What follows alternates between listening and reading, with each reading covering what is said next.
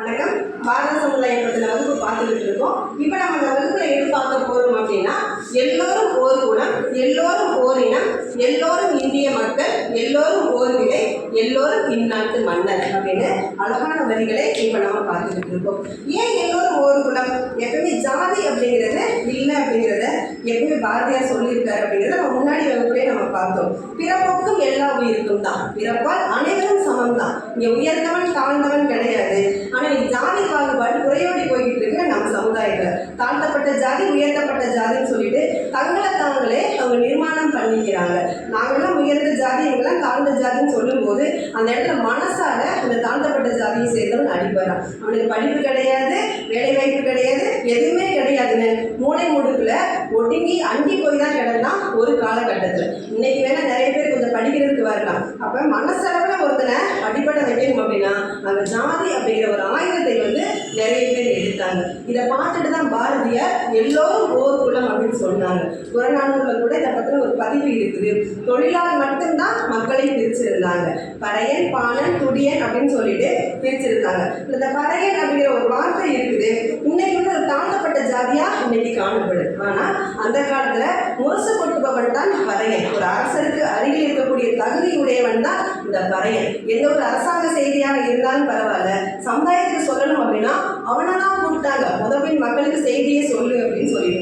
இன்னைக்கு செய்தி நமக்கு தெரியணும் அப்படின்னா நிறைய வழிமுறைகள் இருக்கு. தொலைக்காட்சியில பார்க்கலாம், வானொலியில கேட்கலாம். அது மட்டும் இல்ல, இன்னைக்கு நம்ம கையில அலைபேசி இருக்குது. அதை தொட்டாலே நமக்கு நிறைய விஷயங்கள் தெரியுது. அப்ப செய்தியை தெரிஞ்சுக்கக்கூடிய வழிமுறைகள் இன்னைக்கு நிறைய இருக்குது. ஆனா சங்க காலத்துலாம் அது கிடையாது, கொஞ்ச காலத்துக்கு முன்னாடியும் அது கிடையாது. அப்ப முரசு கொட்டி தான் செய்தியை அறிவிச்சாங்க. அப்ப அரசன் தனது பக்கத்திலே யாரை வச்சுக்கிட்டு இருந்தான் அப்படின்னா பறையனை வச்சுக்கிட்டு இருந்தான். பறை அறிவித்து நீ போய் சொல்லு அப்படின்னு சொல்லிட்டு வச்சிருந்தான். இதை பற்றி மணிமேகலை காப்பீட்டுல கூட விழாமறை காதையில முரசு கொட்டுவதை பற்றி ஒரு முக்கியமான செய்தி வருது. இந்திர விழா பற்றி முரசு கொட்டி தான் சொல்றாங்க. இப்போ இந்திர விழா வந்து நீங்க நகரை அலங்கரியுங்கள் அப்படின்னு சொல்லி அப்போ முக்கியமான விஷயங்களை யார் ஈடுபட்டாங்க அப்படின்னா இன்னைக்கு தாழ்த்தப்பட்ட ஜாதியாக மக்கள், ஜாதி மக்களாக கருதப்படுகின்ற அந்த மக்கள் தான் அந்த காலத்தில் உயர்த்தப்பட்ட ஜாதியா இருந்தாங்க.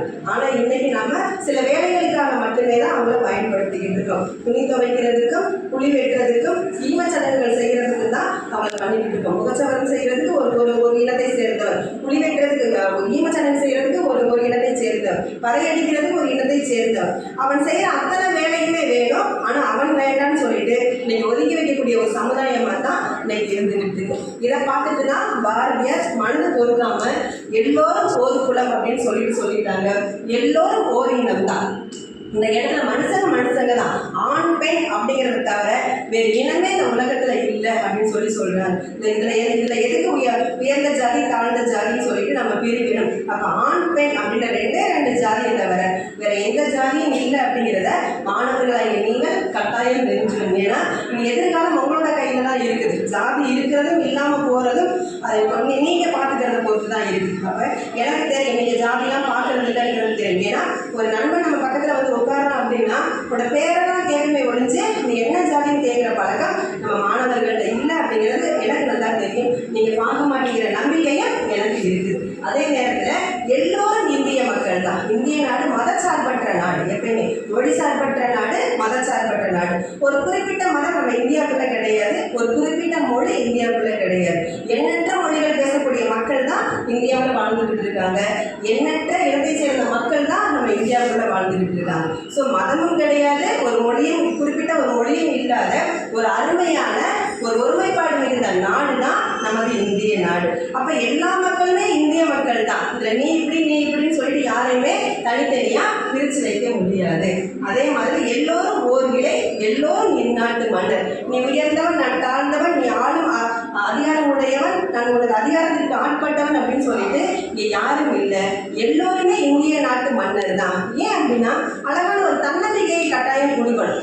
மன்னர் அப்படின்னு சொல்லும் போது ஒரு ஒரு தன்னம்பிக்கை நம்ம மனசுக்குள்ள எல்லாருக்குமே வரும். தன்னம்பிக்கை இருந்தா எதையுமே சாதிக்கலாம் அப்படிங்கிற துணிவு எல்லாருக்குள்ளேயும் வரும். அதனால தான் கவிதை படிக்கக்கூடிய அத்தனை பேருக்குமே அந்த துணிவு வரணும் அப்படிங்கிறதுக்காக தான் இந்த வரியை சொல்றாரு. எல்லோரும் என் நாட்டு மன்னர். இதுல என்ன அப்படின்னா, ஏன் இந்த வரியை சொல்லணும் அப்படின்னா, இந்த நாட்டை நான் காப்பாற்றணும் அப்படிங்கிற அந்த அந்த தெளிவு வரும் எல்லா மக்களுக்கும். அதனால தான் இந்த வரியை சொல்லிட்டு போனார். நீ மன்னர், நான் உனக்கு கீழ் ஆளுகைக்கு உட்பட்டவன் அப்படின்னா இந்த நாட்டை காப்பாற்றக்கூடிய பொறுப்பு யாருக்கு இருக்கு அப்படின்னா மன்னருக்கு தான் இருக்கு. அப்போ பொறுப்பற்ற ஒரு சமுதாயமா இந்த இந்திய சமுதாயம் உருவாகிடக்கூடாதுங்கிறதுக்காக தான் எல்லோருமே இந்த இந்திய நாட்டு மன்னர்கள் தான். இந்தியாவை காப்பாற்றக்கூடிய பொறுப்பு அத்தனை பேருக்குமே உண்டு அப்படிங்கிறது தான் இந்த வரிகளில் பாரதியார் அவர்கள் பதிவிட்டிருக்காங்க. நன்றி.